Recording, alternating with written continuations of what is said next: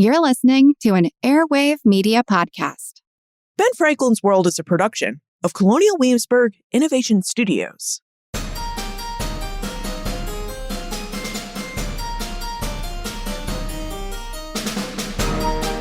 Hello, and welcome to episode 350 of Ben Franklin's World, the podcast dedicated to helping you learn more about how the people and events of our early American past have shaped the present-day world we live in. And I'm your host, Liz Covart. Before the American Revolution became a war and a fight for independence, the revolution was a movement and protest for more local control of government. But how did the revolution get started? Who worked to transform a series of protests into a revolution? Well, this is a big question with no one answer.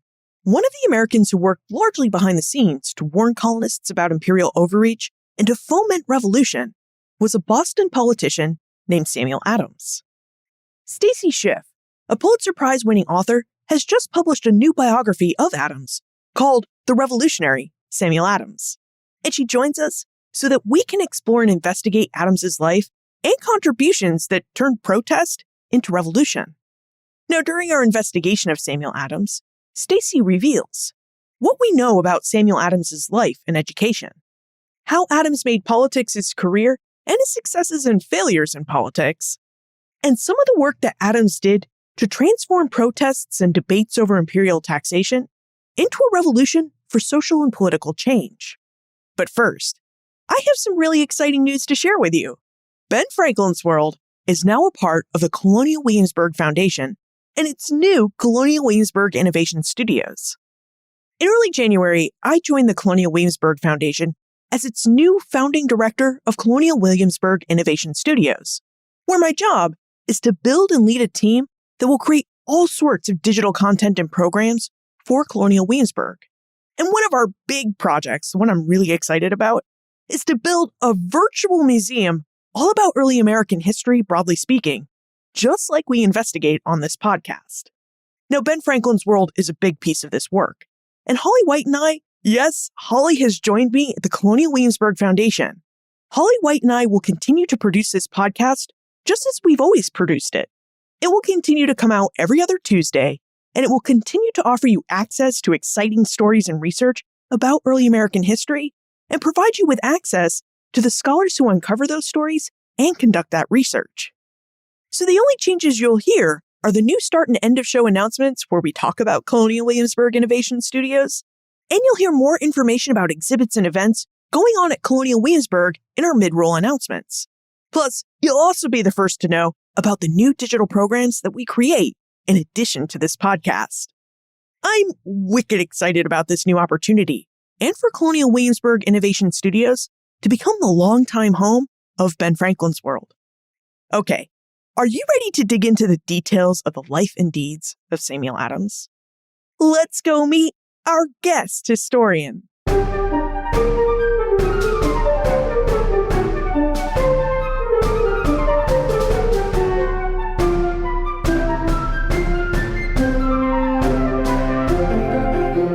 Our guest is a multiple award and Pulitzer Prize-winning author who has written 6 books.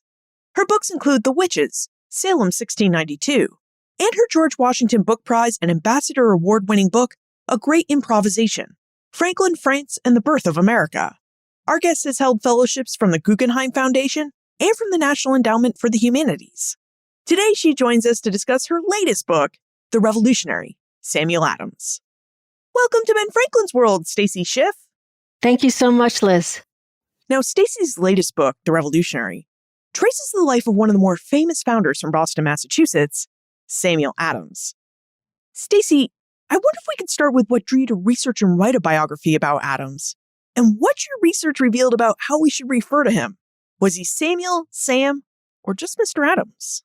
I would say 2 things really converged, and I'm not sure with which I began. It was 2016, so as were many of us, I was thinking a lot about the origins of America and what we meant when we talked about democracy. And I had gone back for various reasons to look at a book I had written years ago on Benjamin Franklin, and was surprised to find Samuel Adams lurking there. He has a cameo in that book. I had sort of introduced him and not really gone into any depth with him.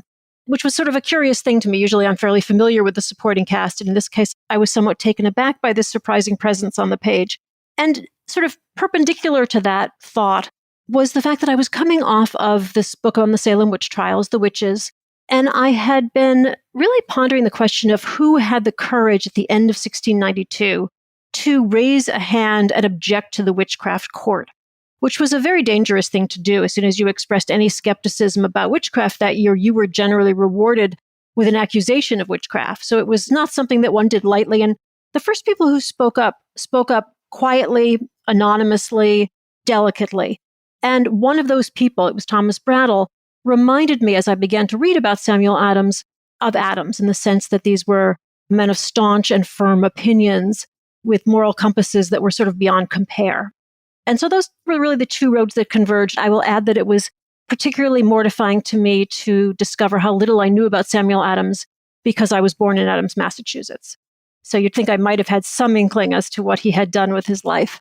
And in answer to your question about the name, he seems always to be addressed by his contemporaries as Samuel.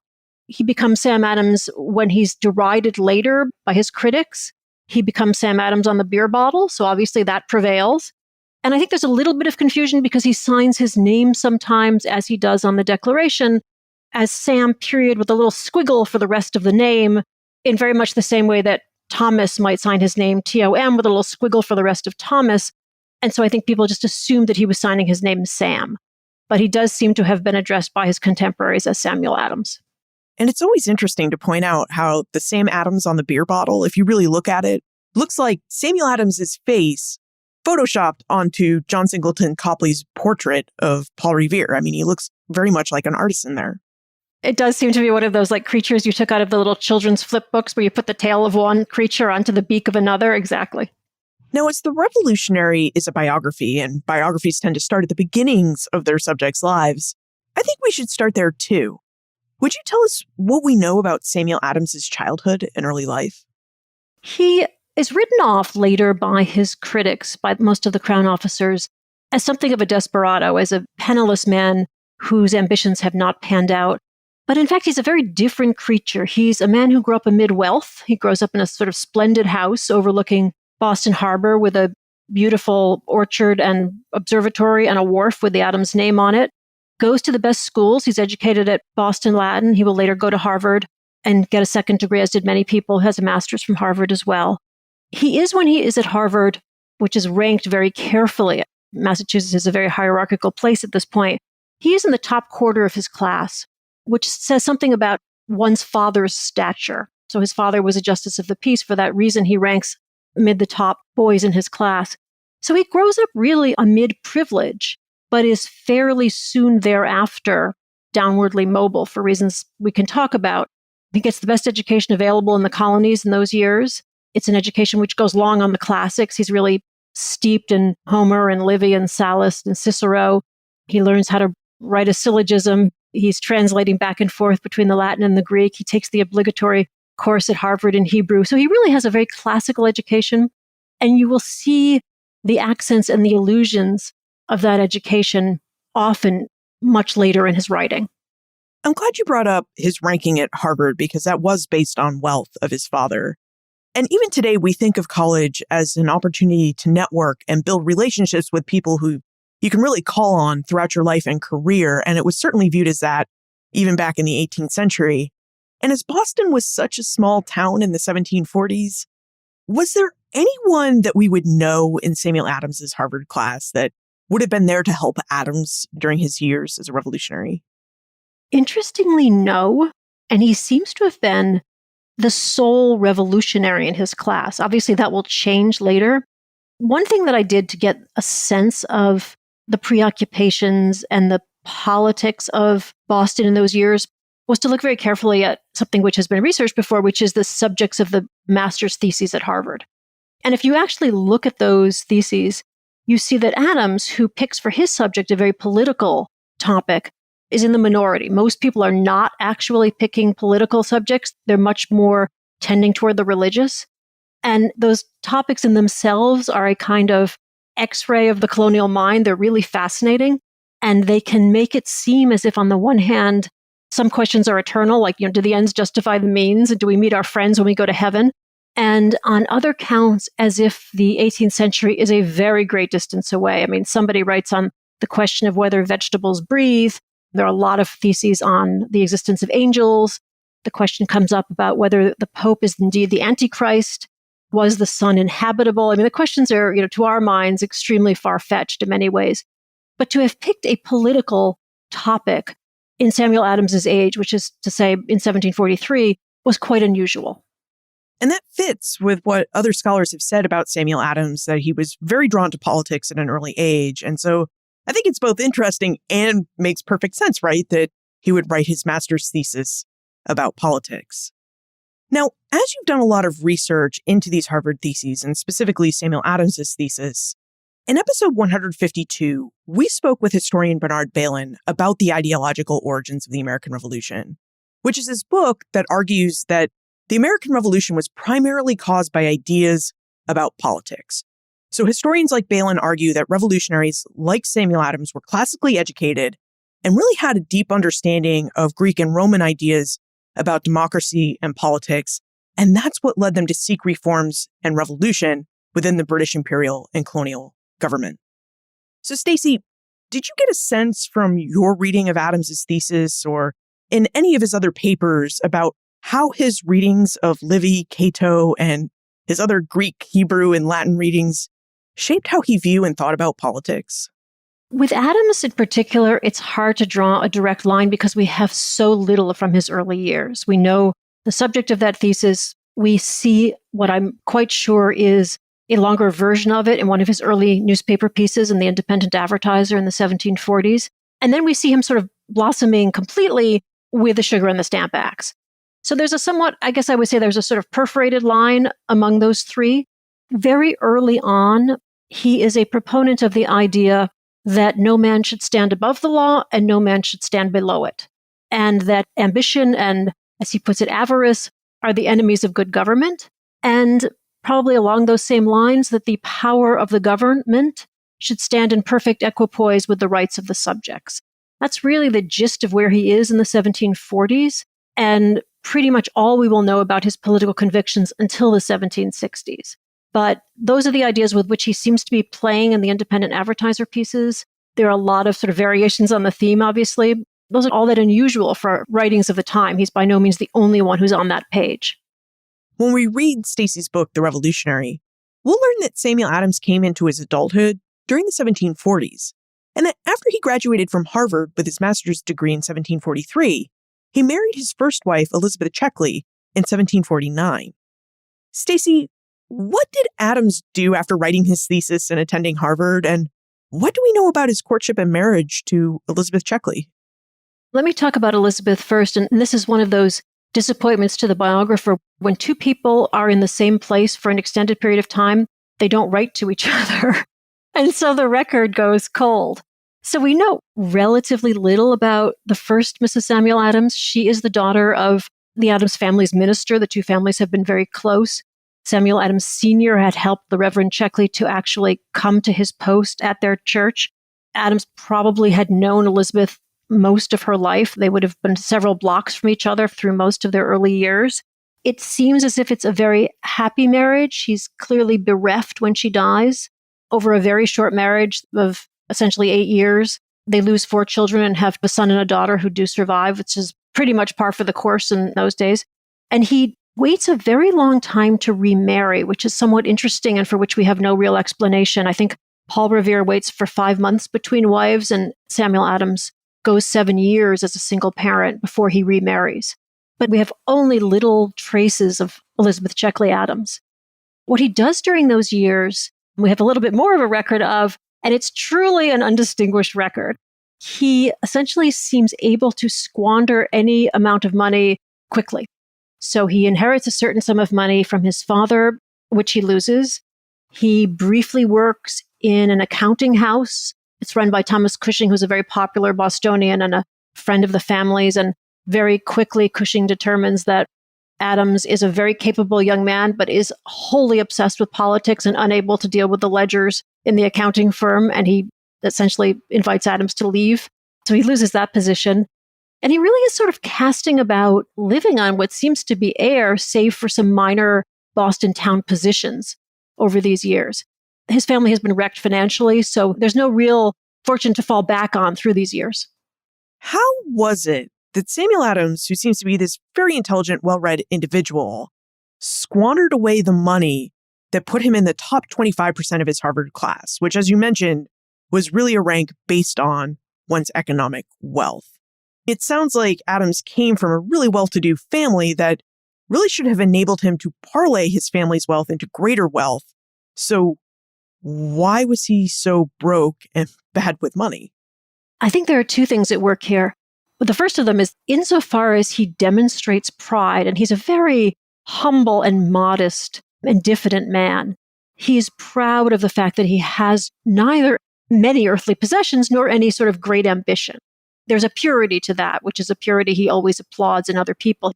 He really almost foams at the mouth sometimes when he sees people accumulating fortunes. And he does seem to believe from a very early point that the honest politician, the effective politician, the politician who has the commonweal at heart is the impoverished man, or is the man who is in no way profiting in any case from his position. But the other answer to your question is the land bank. Samuel Adams Sr. is one of 9 directors of a banking venture which begins in 1740, essentially to address the problem of there being no hard currency in New England. And this has been a long time problem. Many solutions had been proposed. It has very much crippled the New England economy, which is already on the decline through these years. And so to address that problem, Adams and these other 8 men come up with the idea of securing a new form of currency with land, because they're very rich in land, but very poor in currency. And they run this idea past the then governor, Governor Belcher, who is a great proponent of it. And they get the venture off the ground. And no sooner have they done so, very successfully, in fact, than the merchant elite in Boston begin to complain about the land bank for 2 reasons. First of all, because it has opened up the hierarchical ranks of who's important. I mean, suddenly there are these innkeepers and glass industry people who want in with the real elite of Boston. And also because they, of course, don't want these bills which are worthless for them to use with their English creditors. So this is watering down the monetary supply. And they complain to Governor Belcher, who does his best himself to quash the land bank, but also writes in a very histrionic way to London to say, this is just further proof of how obstreperous these Americans have become. The government is going to be overturned if you don't stop this. He evokes comparisons to the South Sea bubble, and he basically demands that Parliament instantly shut down the land bank, which is done in a very peremptory piece of legislation, which will bankrupt Samuel Adams Sr. because he's deeply invested in the bank. And essentially, each of those directors, each of those 9 men, is held responsible jointly and severally for the debts of the bank. So this leaves Samuel Adams Jr., after the death of his father, essentially having to fight off the creditors who try to essentially repossess the home in repayment for the land bank debt. So for a good decade afterwards, everyone is trying to untangle the very complicated accounts of the land bank quite unsuccessfully, but no one is fighting it quite so vociferously as is Samuel Adams. We're going to come back to the land bank. But first, you said earlier that Adams was a fairly humble individual, and when you walk through downtown Boston today and you see the colonists giving Freedom Trail tours, you can often overhear them telling their guests that Samuel Adams was a very devout Puritan and actually a teetotaler. He didn't really drink alcohol a whole lot, according to these guides. Stacey, I wonder if you could discuss the role that religion played in Adams's life, because he does seem to be, based on what you've said, a pretty devout individual. The teetotaling, the only thing I can trace it to, there's a remark of John Adams. John Adams and Samuel Adams are second cousins. John is younger. And John does remark on the fact that Samuel is very abstemious. In Philadelphia as well, it will be said that he doesn't eat very much, that he's very careful. He seems to live on ideas at all times. But I have no evidence he's a perfect teetotaler, just in his defense, if indeed that's a defense. In terms of the religion, it seems to be everywhere, absolutely, with him. He's immensely devout. When critics want to make fun of him later, they will refer to him as the psalm singer. The idea that if a church can exist without a bishop, then a state can exist without a king, is central to his thinking. He's very fond of religious allegory and religious remarks. He often cites scripture in his letters. So it does seem an organizing principle for him, as it does, I think, for many of his friends, for much of his circle in Boston, in the sense that republicanism is a kind of secularized Puritanism. So it seems like religion must have fueled and informed a lot of Adams's political ideas. Even when he's writing about his marriage, he tends to make religious allusions. It really does seem very much an organizing principle. His letters are really rich in religious allusions. Now, in 1747, Samuel Adams began his life in public service. The townspeople of Boston elected him their market clerk. Stacey, we need to take a quick moment to thank our episode sponsor. And then I'd really like for us to investigate what it is that Adams did as the market clerk and whether he even ran for this office or the townspeople just elected him to it.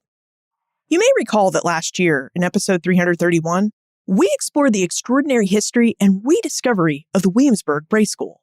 The Williamsburg Bray School was an 18th century institution dedicated to educating enslaved and free Black children, and the original building that housed the Bray School was rediscovered on William and Mary's University campus just a few years ago.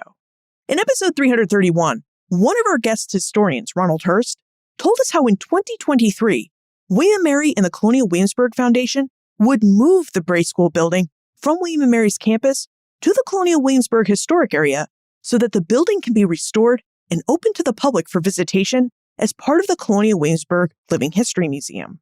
Well, in just about 10 days, on February 10, 2023, the Williamsburg Bray School will embark on its journey to its new home in the Colonial Williamsburg Historic Area.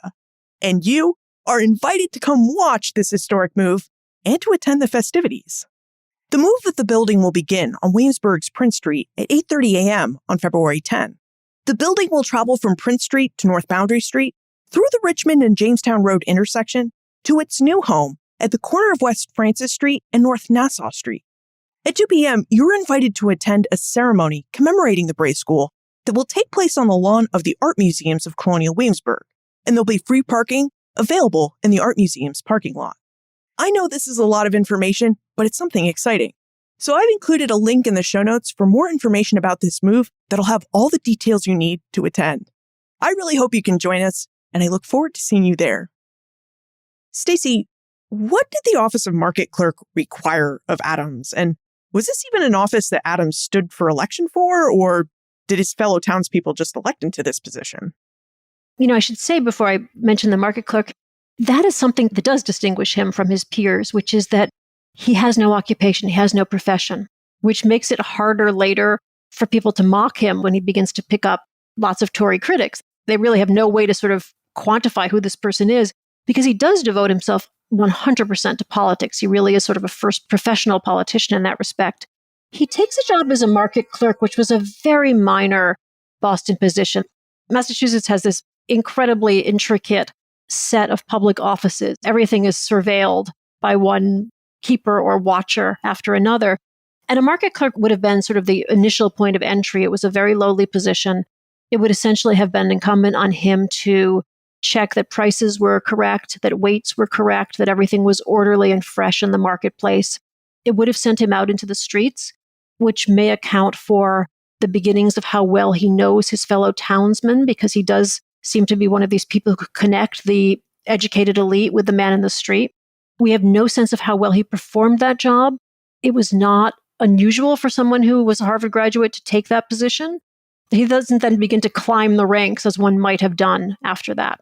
But he does hold other elective offices. He, uncommonly for a Harvard graduate, becomes a tax collector. And at that, he manages to fail spectacularly. There's probably no position for which he could have been so splendidly unsuited, in the sense that he really did not have any mind for counting. As I said, he probably takes the tax collecting position. It's very unclear why he would have accepted it. It was the kind of town position that one generally paid a fine rather than having to accept. Nobody wanted to be the person who had to collect taxes. Very likely he took it because at this point he has a young family to support and he really does need some source of income. It is hinted that perhaps he took the position or was put up for the position because his goodwill could be relied on and everybody wants a very indulgent tax collector. The way that the position worked at the time was that a tax collector got a premium on the monies that he collected.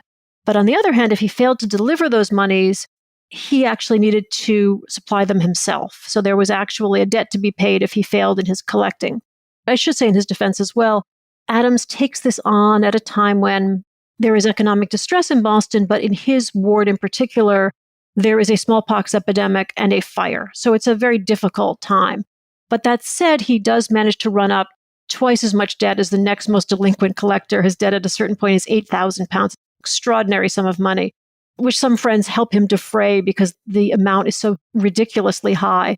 But he will, in fact, be in trouble at several times, nearly essentially sued by the colony because he has failed to produce these monies. So he either was an incredibly ineffective or a very indulgent collector, but either way, it did not bode well for his future. You know, there's this urban legend in Boston that the people kept electing Samuel Adams as their tax collector because he just never collected the taxes. Well, there is this question of why, since he's failing at it so brilliantly, he just ups again year after year for, I think it's 6 years, in fact. So yes, there may well be some truth to that. Many biographers of American founders work to identify moments when the person in their study turned into a revolutionary. And Stacy's biography, The Revolutionary, is really no different. Stacy, like Samuel Adams's younger cousin, John Adams, you trace Samuel Adams's transformation into a revolutionary and attribute that transformation to the Massachusetts land bank fiasco of 1740 and 1741. So would you tell us a bit more about the Massachusetts land bank fiasco and how and why you think it was this event that played a large role in transforming Samuel Adams into a revolutionary? I would be a little bit careful of drawing a direct line from one to the other.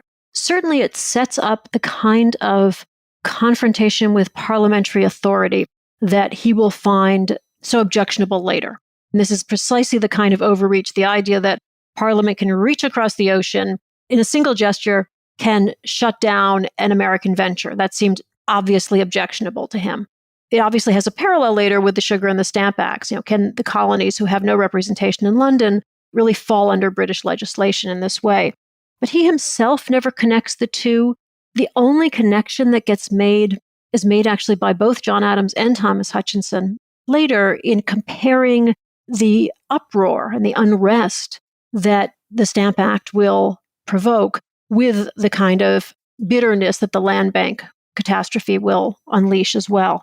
So I would draw sort of a perforated line between those two. Certainly the sensitivity to colonial rights, the sense that these are liberties that are on the one hand hallowed and on the other hand easily curtailed or undermined, is there from the start. So what line do you think we can trace for how Samuel Adams becomes a staunch revolutionary? How does he go from his ideas about parliamentary overreach with the land bank to what would happen in the 1760s with the Stamp Act and the Sugar Act and the Tea Act? Because my understanding of Adams and the Revolution is exactly something that you stated in the book, The Revolutionary, which is that Samuel Adams was a stage manager of the revolution, that he orchestrated and fomented not only the revolutionary spirit in Boston, but also elsewhere in the colonies. You see him in his first act, really around the time of the Sugar and the Stamp Acts, where he is a little bit behind the scenes still, but he is polishing the prose of James Otis, who really is his political mentor at that point. And that's where Adams begins to sort of come out from behind the curtain. He is the first to write a salvo against imperial authority when he sees this legislation coming down the pike, and is the first to essentially question how this can possibly apply to the colonies. And he draws that equation, of course, with, if stamps can be imposed upon us, if paper can be taxed, why can our land not be taxed? And if our land is taxed, why not our lives, everything we obtain from the land? He opens the whole question up to make it more accessible so that everyone can see that this is a much larger issue, and begins to wrestle these ideas really onto the page. It's with the Stamp Act that he is first elected to the Massachusetts House of Representatives, almost as, it seems anyway, as a direct fallout to becoming the voice of this opposition. And once in the Massachusetts House, and this we know from the governor and the Crown officials, the House begins to speak largely with his voice.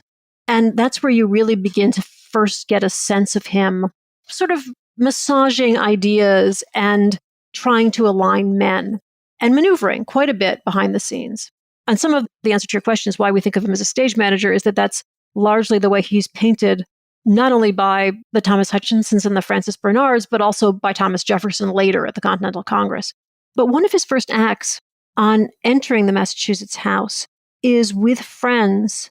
He will arrange for a gallery to be built in the House of Representatives. The idea being that the people should be able to observe their elected representatives in action, and the representatives should know that they are being observed by their constituents. And, it seems to us it's like putting cameras in Congress. It seems to us like a fairly natural evolution. But it was, at the time, especially to the royal governor, quite a shocking thing. And Francis Bernard, who's then governor, essentially asks if this means that the House of Representatives will now become a theater, because the representatives now tend to sort of speak to the gallery and to perform for the gallery. And to make matters worse, Adams keeps inviting his friends to sit in the gallery. So, how is that shaping Massachusetts government and Massachusetts opinions henceforth? I don't think many of us knew that James Otis Jr. was Samuel Adams's political mentor. Could you tell us more about James Otis, who's this really fascinating figure and was the person that John Adams later identified as a catalyst of the revolution when he argued the writs of assistance case in 1761? And writs of assistance were this blanket type of search warrant that did not need approval from a judge to enact and basically allowed Crown officials to search any and all property and premises where someone was suspected of smuggling. So Otis is actually a little bit younger than Samuel Adams, but seems to have been his mentor insofar as Adams had a mentor. And certainly Adams comes to the forefront in, as I said, in burnishing the prose of Otis, who is a verbally pyrotechnic speaker, a brilliant lawyer, as we know, argues the writs of assistance case brilliantly in front of Thomas Hutchinson of all people, but who will then slowly begin to succumb to some kind of mental illness. It's hard to say what it is, but it sounds from all accounts like some kind of mania, which will leave him both unable to contain his incredible verbal gift, so he can speak for, as John Adams tells us, hours on end without drawing breath, but also simultaneously on both sides of the aisle. So he'll have Tory days and he'll have Whig days. He'll have days where he talks about how loyal he is to the king, and then days where he, is shooting pistols out his window madly, and then days where he essentially is undermining the Stamp Act and days where he's supporting the Stamp Act. So he becomes a kind of wild card. And it is incumbent upon Adams to both contain the damage, to maintain the deference of their mutual friends. There's a very poignant letter in which he talks about how one should be very gentle with Otis, to assign Otis to committees where he can do relatively little harm, and to continue the cause that obviously the two men had shared at one point without in any way either offending Otis or compromising him. Until about 1768, Otis is referred to by the Crown officers who dislike him as the chief incendiary. And after 1768, Adams really takes over that role. At that point, Otis has really kind of taken second place to Adams. So timeline-wise, we're now in the mid to late 1760s. The Sugar Act came down in 1764, the Stamp Act crisis took place in 1765, and we can now picture Samuel Adams at this point in time as someone who is representing his constituents in the Massachusetts General Court or its House of Representatives, and as someone who is learning the art of colonial and imperial politics from James Otis Jr. And while he's learning this art, he's also someone who is sharpening his revolutionary rhetoric and prose by writing for newspapers. He's honing his arguments, as they say. So it sounds like that by 1770 or so, Stacey, Adams would have been in a good position to take over this role of major leader in fomenting revolution and spreading revolutionary rhetoric and ideas in both Boston and in Massachusetts more broadly. I think perfectly positioned, in fact. In 1768, because of much of the street protest and the unruliness generally in Boston, troops will be dispatched to calm the town. So they arrive in the fall of 1768. Adams will very soon thereafter, with friends, found a kind of news service to propagate stories, most of them it would seem fictitious, of encounters between the soldiers and the poor martyred citizens of Boston, in which, of course, the soldiers always look like the aggressors and the citizens look like innocents. And he and his friends will write these sort of lurid accounts of women sort of harassed and men aggressed upon and scuffles in the street. And they will send them throughout the colony. So they will dispatch them first to New York, where they're published, and from there to Philadelphia. And then only later will those accounts come back to Boston.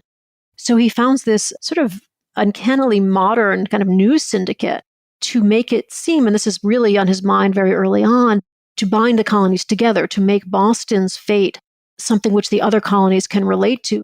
His feeling being that if one colony is under duress, if one colony finds that it has been occupied, the other colonies should rise in sympathy. And it seems he had some success with that in binding the colonies together, particularly when we look at the Boston Massacre of March 1770.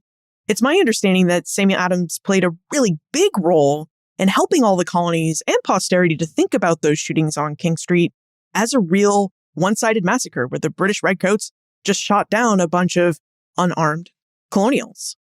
I think that's probably the best example of Adams at his protean best. He does seem to have helped to have named the evening. He very early on was active in helping to collect depositions of what had happened that night. There's really this race to get to Great Britain, the first accounts of what actually had happened in those few minutes on King Street. And obviously it's a blur. Very few accounts actually tell the same story. He and his friends will race their depositions to London. Ultimately, they aren't the first to get those letters there. And then after the trials, Adams will spend 6 months vigorously retrying the case. In the course of the trials, all but 2 of the soldiers are exonerated. Adams will essentially relitigate the entire case in the Boston Gazette and sometimes the Boston Evening Post as if the trials never happened. So that as one of his opponents says, are you really trying to say that 4 judges and 24 jurors were wrong and you alone are correct? And the answer seems to have been yes. That seems to be what he was trying to imply. But he will impugn the jurors. He will impugn the witnesses. He will go to any length to prove that this was a horrid massacre. You can see his long arm as well. And this is perhaps the most effective tool he uses afterwards in the massacre orations, which he helps to organize. So that every year after the massacre in March, there was a very lachrymose and very well attended and later published speech about what had happened that evening. And it becomes a kind of rallying cry in many ways. John Adams will tell us that no one ever read those orations with a dry eye. It was usually delivered by a very promising young man whom Adams had helped to recruit. We have one hilarious description of him trying to recruit John Adams, in fact, to deliver a massacre oration. So he's retailing this in every possible way to enforce the cause and to keep up the spirits of the people and to keep resistance alive. Now, it seems like every Boston and Massachusetts revolutionary who has a name that we remember has at least one confrontation with Thomas Hutchinson. And by the late 1760s, Thomas Hutchinson is the Chief Justice of the Massachusetts Superior Court, the highest court in the Bay Colony. He's lieutenant governor, and he's also going to later be the governor of Massachusetts. And when you read either contemporary accounts by revolutionaries or even accounts today, Hutchinson is the guy that is almost always painted as a villain. So, Stacey, could you tell us about Massachusetts' most famous loyalist and about the confrontations that Samuel Adams had with Thomas Hutchinson? I could go on at such length about Thomas Hutchinson, by which I'm wholly fascinated. Hutchinson and Adams have the world in common. They are both of them 5th-generation sons of Massachusetts. They have the same education, and they end up on diametrically different sides. And I should say that they start out at essentially the same position. Hutchinson, although he is lieutenant governor, will also believe that the Stamp Act is taxation without representation. He just isn't in a position to be able to say as much. He is a very dutiful, very decorous man. He's a terrific and diligent public servant, and he needs to uphold his obligations to the crown. And that will lead him, obviously, in a diametrically different direction from Samuel Adams. There does seem to have been, from an early point, a scorn for or a distaste for Thomas Hutchinson. John Adams will tell us that when he and Samuel meet for the first time, which doesn't seem to have been until the early 1760s, they will agree from that very first meeting that no one poses a greater danger to American liberties than did Thomas Hutchinson. Even Mercy Otis Warren can't abide Thomas Hutchinson. There's just a tremendous distaste for him, I would assume, based on his success. He's a marvelously successful businessman. He has a thriving and close family, and he holds, alas, many political offices. And it is the aggregation of those offices that so offends the Adams men. Both John Adams and Samuel Adams, at different points, will compose screeds against Thomas Hutchinson where they just list all his offices. And it's basically like a long paragraph in each case. And if anything, I think John Adams is more apoplectic at Hutchinson's bouquet of offices than is Samuel. But it's oil and water. There's a definite disfavor in both directions. Hutchinson, for his part, is scornful of Adams because, as I said, he sees him as a sort of failure, as someone who he's doing this all out of disappointed ambition and because he's penniless. And so there are no real ideals in the picture as Thomas Hutchinson sees it. It's just that Adams hasn't found his place in society. And so he decides he's just going to kind of upset everything. And that just seems to be his modus operandi. He underestimates Adams and he misses the fact that there are actually ideas floating around which are rather potent ideas and rather contagious ideas. And the ultimate showdown, I suppose, is the morning after the massacre, when Thomas Hutchinson is desperately trying to calm the town. There are still troops in Boston. Everyone is obviously frantic after the blood in the streets of the evening before. And a town meeting early on will send Adams over to the townhouse to confront Thomas Hutchinson to demand that he evacuate the troops.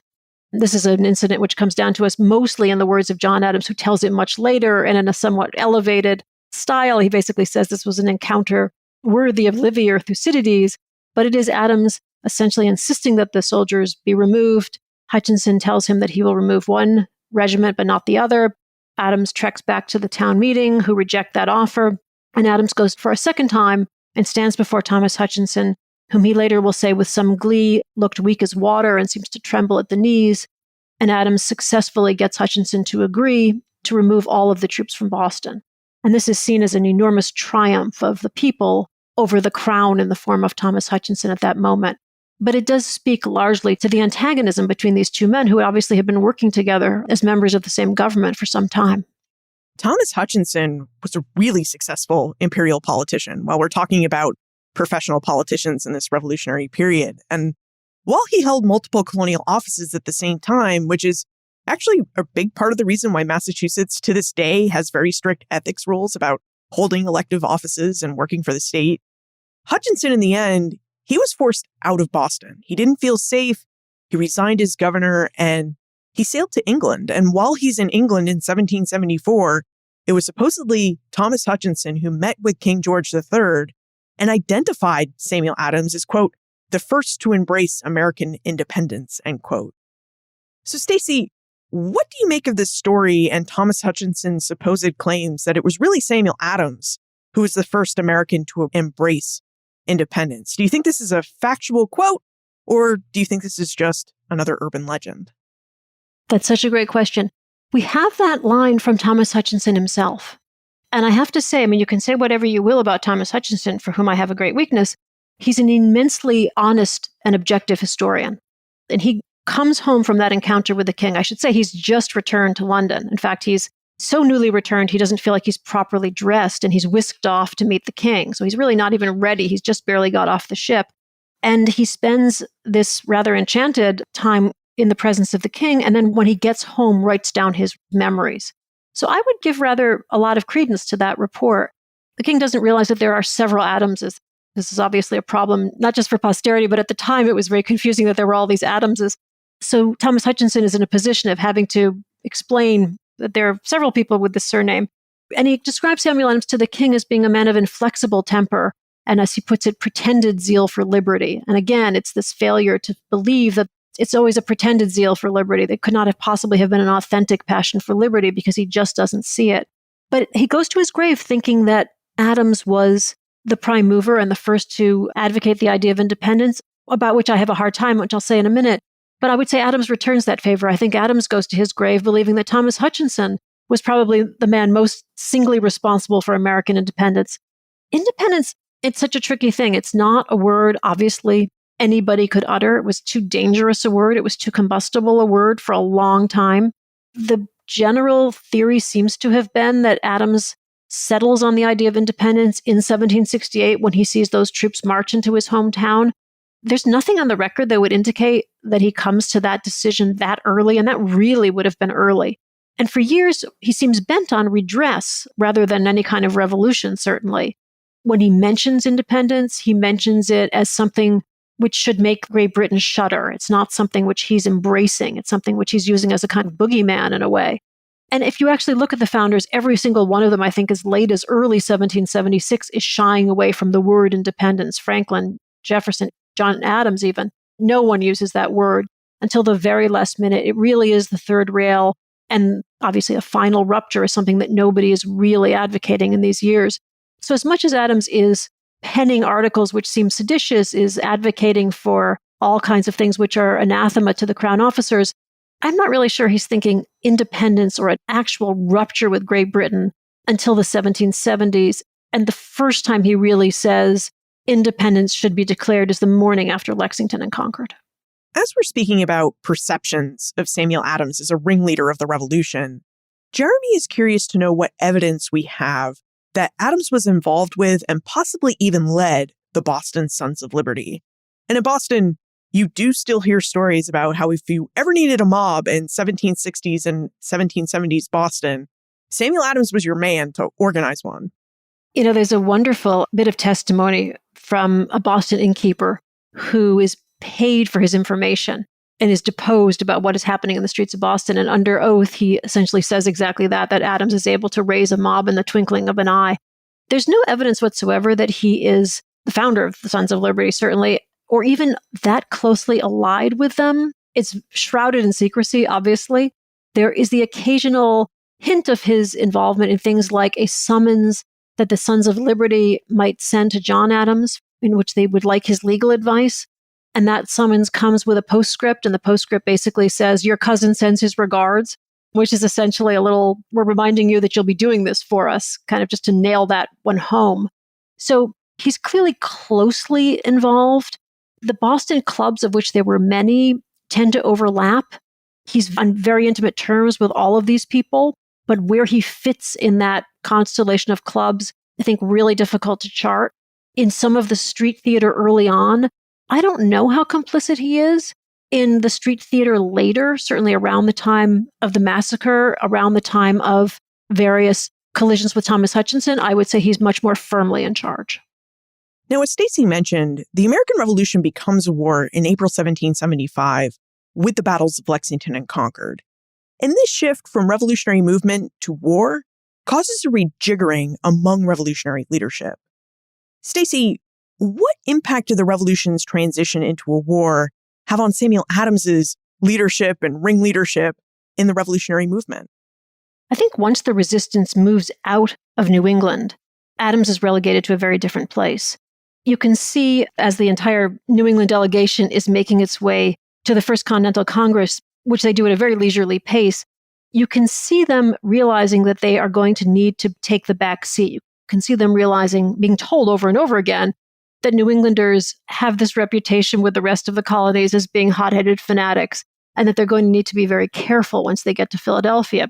And Adams seems to take that very much to heart. He's already as we said, a stage manager, a more recessive character, but he clearly realizes that he's going to need to work behind the scenes and prove that the New Englanders are not the sort of Goths and Vandals that they are accused of being. They're not this sort of small-minded, Quaker persecuting radicals whom the Southern colonies tend to believe them. So he takes something of a second seat. John Adams, of course, will later say that this is the reason that the Virginians write the Declaration, why the Declaration is proposed by a Virginian, written by a Virginian, and why the army is commanded by a Virginian, that the New Englanders really need to step aside. Adams is clearly most comfortable always in the more shadowy background. And when you hear him, you hear remarks like Thomas Jefferson saying that he spoke seldom, but so seldom that when he did speak, which was always with such crystalline logic, everyone listened very carefully. But he's much more conspicuous for being in the background. Often other delegates will talk about how they can see the long arm of Samuel Adams, or how they suspect that something happened because Adams caused it to happen, because it was all of it predetermined by the time it got to the floor of Congress. Could you tell us more about Samuel Adams, Continental Congressman? Because Adams did serve on several important committees, including the committee that would draft the first Constitution of the United States, the Articles of Confederation. Exactly. And that can't happen fast enough for him. This is a moment in his life when he says, essentially, it is my fate always to be in a hurry, which had by no means seemed to have been his fate for decades, but now at this crucial moment is very much his fate. He can't understand what is taking so long on this front. Again, he's largely a behind-the-scenes player. We know relatively little of what he's doing, except there's a great deal of deal-making. We have glimpses of him arguing congenially and at great length with, for example, the Georgia delegates. We know that when Congress first opens, he takes a rather masterful stand. One of the first questions that comes before the assembled delegates is whether they should open with a prayer, and how they can possibly open with a prayer when they hail from such different religious backgrounds. And it is Adams, unexpectedly, who proposes that there's a terrific Episcopalian minister in town whom he hears is a marvelous speaker. Why shouldn't the Reverend Duché deliver the first blessing of the Congress? And the fact that this, of course, bigoted New Englander makes this gesture toward ecumenicalism just cements what a masterful statesman he is. That's a taste of what he's clearly thinking. We have relatively little on paper of how he operates over the next years. I've been doing some research into the records of the Second Continental Congress, and I really see three paths for the men who serve in Congress. One path is they serve their time in Congress, and that's if they ever go to Congress. There's actually a surprising number of people who are elected to Congress and never show up. But these men will be elected. If they go to Congress, they attend Philadelphia, and then after their term is done, they just return home and kind of fade into the background. They return to whatever it is they were doing before the war broke out. And then there's this second path, which sees men like Samuel Adams's cousin John seeking out and being propelled into the national and international spotlight. These are men who take on roles such as ambassadorships and big offices, national offices within the new fledgling government of the United States. And then there's this third path for congressmen, in that they return to their home states and they assume state offices. And this is exactly what we see Samuel Adams and his sometimes friend, sometimes enemy, John Hancock doing when they return home to Massachusetts and take on the roles of lieutenant governor and governor of the state. So, Stacey, would you tell us about Adams's role in state building and serving within the political and legal infrastructure of the new Bay State? Unlike many politicians and unlike many of his peers, Adams was very clear about what he wasn't good at. And it's really interesting. He's sitting in Congress and he's writing, he's on any number of committees and he's constantly writing letters that say things like, I don't know anything about commerce. Why am I on this committee? And I'm terrible at maritime affairs. And why have I just been charged with ceremonial matters when I'm the world's least ceremonial person? So he's very much aware of his limitations. He's also not a committed Federalist and very much a parochial New Englander. So as we know about the Constitution, has very mixed feelings about what has actually been created after the Revolution. He will be harping for a long time on old world simplicity when the country is rushing forward to sort of a new opulence and a new commercialism, which is not precisely what he had in mind. So in terms of state building, his finest hour is really behind him. He has an additional problem when he goes back to Massachusetts in that he and John Hancock are on the outs. They have had a very on-again, off-again relationship for years, but post-revolution, John Hancock has done a great deal to blacken the reputation of Samuel Adams. So he goes back to Boston, but is not necessarily hailed there in all ways as the kind of patron saint that he had been, because Hancock will, for example, imply that he was part of the Conway Cabal and had plotted against George Washington. He will do a number of things really to damage his reputation. So he becomes a sort of relic in a way of an earlier America as opposed to a part of this new federation that he has helped to found. Samuel Adams died on October 2, 1803, at the age of 81. Stacey, how did Americans, and especially Americans in Boston and Massachusetts, react to the news that Samuel Adams had died? And what did they think his legacy was? How did they choose to remember him at the time of his death? This is the downside of having lived such a long life. He has somewhat outlived himself. He was already older than most of the other revolutionaries, so he really is sort of out of step with his contemporaries. He has had the poignant privilege of reading the first histories of the revolution, which is something you probably should never have to do because he sees how little they correlate to the revolution as he lived it. So in fact, he reads in Dr. Gordon's history of how he was involved in the Conway Cabal, which he was not involved in, to the point where Benjamin Rush is saying things like, what does this mean about how history comes down to us? If all history is as contorted as this, what are we to make of, Livy and Thucydides? So there's a definite sense that he's a prophet not really recognized in his time. At his death, there seems to be a scramble to get away from having to deliver the eulogy even. There are people who just don't want to even have to figure out how to make sense of this figure. There are a certain number of members of the House of Representatives who refuse to wear black armbands in his honor. So it seems to be a somewhat contentious legacy that he leaves. For years, he will still be spoken of as someone who was on a level with George Washington and as for someone who cleared the way for George Washington. And then later he'll be largely forgotten as those sort of anarchic, rough and tumble days are better forgotten and left to the more high-principled parts of the revolution. Your comment about how New Englanders like Samuel Adams and his associate, Dr. Joseph Warren, who died at the Battle of Bunker Hill, about how these men were on par with George Washington and how they worked to pave the way for Virginians to have significant power in the Revolution, and the new government. This is really an oft-told story in New England and in histories written by New Englanders that without us Yankees, there would be no independence, and the Virginians like Washington never would have had a chance to shine and rise to the point where they had as much power as they did. I mean, this is just repeated in history after history, and it's come up several times today in our conversation. What's fascinating when you look back at the papers of John Adams is how many attempts he makes to try to supplant the Virginians, how essential it is to him to be able to say, Samuel Adams and James Otis were doing this, that, and the other thing long before Patrick Henry was born. I mean, how important it is to him to insist on New England preeminence and how much rivalry there really must have been between those two colonies. And I'm not sure the rivalry has really ended. Now, before we move into the time warp, you've done a lot of research about Samuel Adams, and I'm curious what the one thing is you'd like us to walk away from our conversation better understanding about Samuel Adams. So what's your one thing, Stacey? Can I have two things? I guess the one thing about Adams himself is how much he fails to conform to the stereotype. I think we all think of him as this sort of rabble-rousing fanatic. And from every account, and particularly obviously from John Adams, we have this description of a very genteel, very erudite man who is prudent and disciplined, who is of universally good character, who is steadfast and calm. And it's very much a description which is at odds with the perceived notion. And the prudence, I should add, is really crucial because he does really have an intuitive sense of time.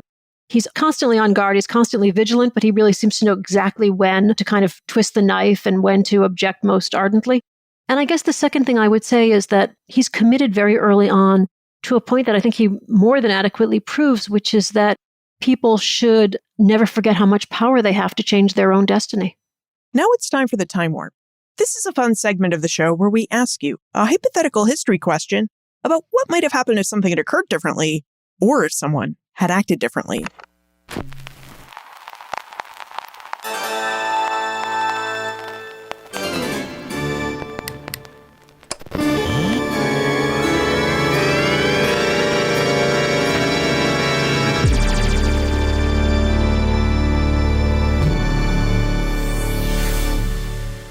In your opinion, Stacey, what might have happened if Samuel Adams had chosen to remain loyal to the British Crown and Empire?